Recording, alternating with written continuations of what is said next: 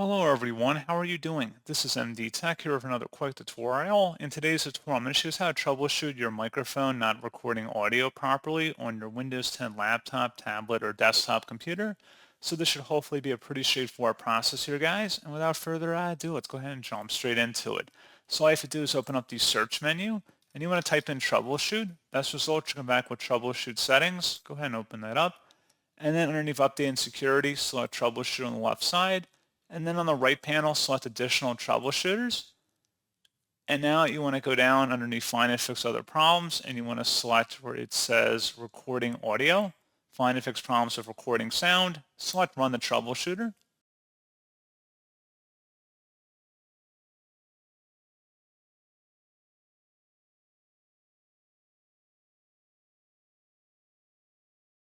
And then see if it's able to resolve the issue, and you can view additional information, and you can see what was scanned.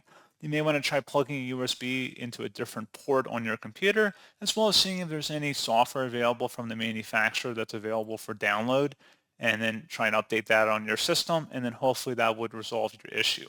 So as always, thank you for watching this brief tutorial. I do hope that was able to help you out, and I do look forward to catching you all in the next tutorial. Goodbye.